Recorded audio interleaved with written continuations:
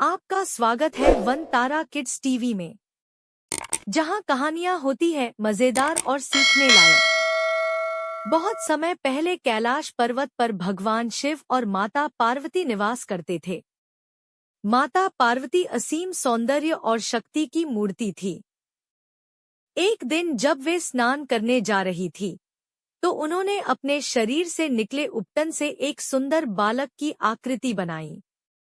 माता ने उसमें प्राण फूंक दिए और वह बालक जीवित हो उठा। माता ने स्नेह से कहा, तुम मेरे पुत्र हो। जब तक मैं स्नान करूं, इस द्वार की रक्षा करना और किसी को भी भीतर मत आने देना। थोड़ी देर बाद भगवान शिव वहां पहुंचे। वे भीतर जाना चाहते थे, लेकिन बालक ने रोक दिया। शिवजी ने कहा, मैं इस घर का स्वामी हूँ, मुझे क्यों रोक रहे हो? बालक ने दृढ़ता से कहा, माता का आदेश है, किसी को भी भीतर नहीं जाने देना। शिवगणों और बालक के बीच युद्ध हुआ।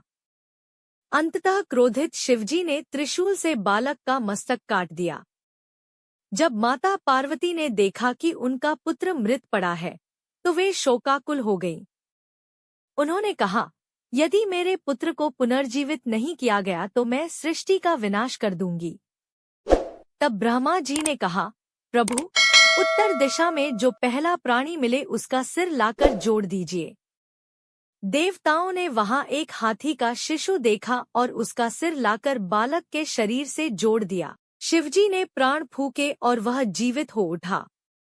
यही बालक आगे चलकर गणेश कहलाया। देवताओं ने घोषणा की कि अब से सभी शुभ कार्यों की शुरुआत गणेश जी की पूजा से होगी।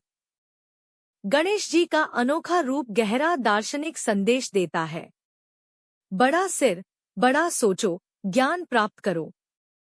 छोटा मुंह, कम बोलो, लेकिन सार्थक बोलो। बड़े कान, अधिक सुनो और सीखो। बड़ी सूंड, हर परिस्थिति को संभालने की क्षमता। बड़ा पेट, सहनशीलता और सब कुछ पचाने की शक्ति। एक दंत, अपूर्णता में भी पूर्णता खोजने की सीख।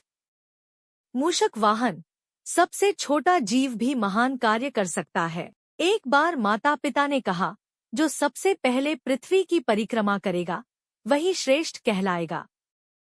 कार्तिकेय मोर पर बैठकर निकल पड़े। गणेश जी ने माता पिता की परिक्रमा की और कहा, मेरे लिए आप दोनों ही संसार हैं। गणेश जी विजयी हुए। यही कारण है कि वे प्रथम पूज्य कहलाए। महर्षि वेदव्यास ने गणेश जी से महाभारत लिखने का आग्रह किया। गणेश जी ने अपना दांत तोड़कर कलम बनाया और बिना रुके लिखा। वे एकदंत कहलाए। गणेश जी एक बार गिर पड़े तो चंद्रमा ने हंसी उड़ाई। गणेश जी ने शाप दिया कि जो भी पूर्णिमा की रात चंद्र को देखेगा, उसे दोष लगेगा। बाद में उन्होंने शर्त रखी कि गणेश चतुर्थी का व्रत इस दोष को मिटा देगा। इन कथाओं से हमें सीख मिलती है, बुद्धि, विनम्रता और माता पिता की सेवा सबसे बड़ा धर्म है। गणेश उत्सव प्राचीन काल से मनाया जाता रहा है, लेकिन इसे लोकप्रिय रूप से सामाजिक त्योहार बनाने का श्रेय लोकमान्य बाल गंगाधर तिलक को जाता है। 19वीं शताब्दी में अंग्रेजों ने भारतवासियों के बड़े सामाजिक आयोजनों पर प्रतिबंध लगाया था। तिलक जी ने सोचा कि यदि धार्मिक आयोजन को सामाजिक रूप दिया जाए तो लोग एकत्रित हो सकते हैं। 1893 में उन्होंने सार्वजनिक गणेशोत्सव की शुरुआत की। तब से यह पर्व महाराष्ट्र ही नहीं, बल्कि पूरे भारत और विदेशों में भी मनाया जाने लगा। गणेश चतुर्थी के दिन घर घर और पंडालों में गणेश जी की मूर्तियां स्थापित की जाती हैं। भक्ति गीत गाए जाते हैं। आरती और पूजा होती है। 10 दिनों तक गणेश जी की सेवा और प्रसाद वितरण चलता है। अंतिम दिन अनंत चतुर्दशी को गणेश जी की मूर्ति को जल में विसर्जित किया जाता है। लोग गणपति बप्पा मोरया, अगले बरस तू जल्दी आ का जयकारा लगाते हैं। गणेशोत्सव केवल धार्मिक आयोजन नहीं है, बल्कि समाज को जोड़ने वाला पर्व है। इसमें सभी वर्ग, जाति और धर्म के लोग भाग लेते हैं। बच्चे गणेश जी से ज्ञान और संस्कार पाते हैं। महिलाएं घरों में गणपति की सेवा करती हैं। कलाकार सजावट, पंडाल और मूर्तियों से अपनी कला प्रदर्शित करते हैं। आज गणेशोत्सव केवल भारत तक सीमित नहीं है।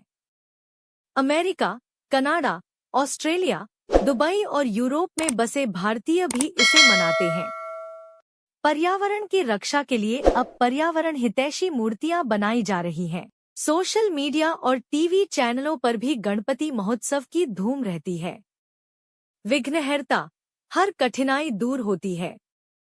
बुद्धि प्रदाता, हर कार्य में विवेक अपनाओ। माता पिता का सम्मान, यही सबसे बड़ा धर्म है। सहनशीलता और धैर्य, हर परिस्थिति को शांति से संभालो। एकता और भाईचारा, गणेश उत्सव लोगों को जोड़ता है। गणेश उत्सव केवल पूजा पाठ का पर्व नहीं, बल्कि जीवन का मार्गदर्शन करने वाला त्योहार है। भगवान गणेश के जीवन और कथाएं हमें सिखाती हैं कि ज्ञान सबसे बड़ा धन है। माता पिता का सम्मान ही सच्ची पूजा है। अहंकार का त्याग करो और विनम्रता अपनाओ। समाज में एकता और प्रेम बनाए रखो। गणपति बप्पा मोरिया का जयकार केवल एक नारा नहीं, बल्कि यह विश्वास है कि भगवान गणेश हर विघ्न को हरकर जीवन में सुख, शांति और समृद्धि लाएंगे।